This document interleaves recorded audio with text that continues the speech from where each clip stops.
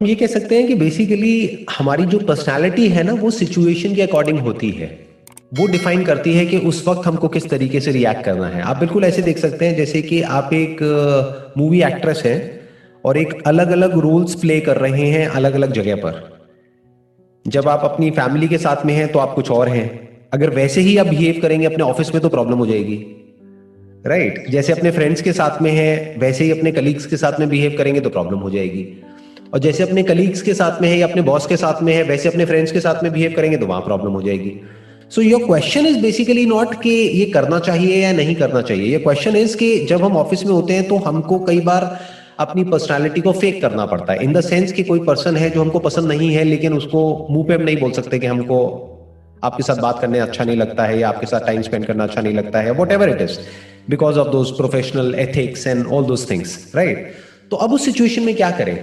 सो वहां पे एक थोड़ा सा बैलेंस मेंटेन करना पड़ेगा कि while you are in office तो it's better right from day one कि आप बिल्कुल एक प्रोफेशनल बन करके रहें, कि वहां पर आप जा रहे हैं अपना काम करने के लिए, ना कि दोस्त बनाने के लिए। क्योंकि नहीं तो ना तो अच्छे दोस्त बन पाएंगे ना अच्छे से काम हो पाएगा। अल्टीमेटली उस ऑर्गेनाइजेशन में आप ज्यादा टाइम तक सर्वाइव नहीं कर पाएंगे।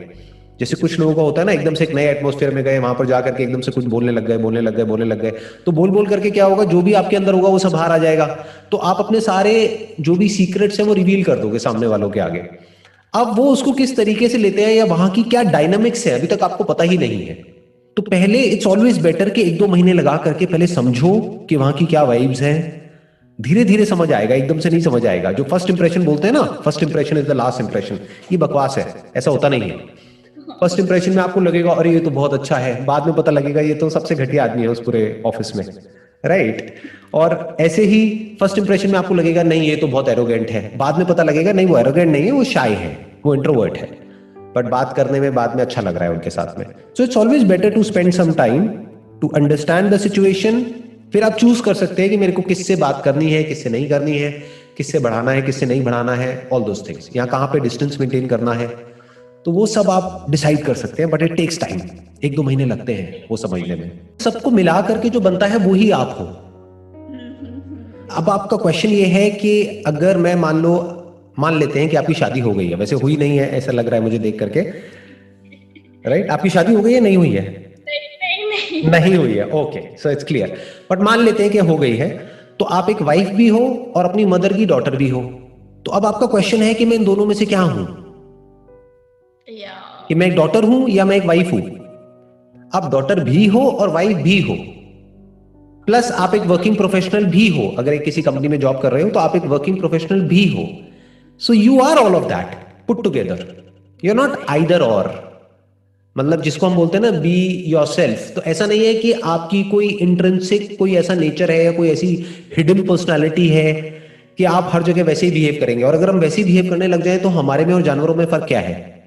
जैसे जानवर तो यही करते हैं ना, कि अगर उनको जो करना है वो करते हैं, वो देखते नहीं है कि सही जगह है या नहीं है करने के लिए, राइट। तो जो जानवर हैं और इंसानों में सबसे बड़ा जो फर्क होता है वो यही होता है कि we can choose what to do, where to do and what not to do as per the situation. आप कह सकते हो कि basically you are more of a dynamic personality, और मेरे में एक सेंटर हो गया, जैसे एक पेड़ का सेंटर होता है, एक ट्री है उसका एक सेंटर होता है, फिर उसकी बहुत सारी ब्रांचेस होती है। तो अब आप कहोगे वो पेड़ का मतलब क्या?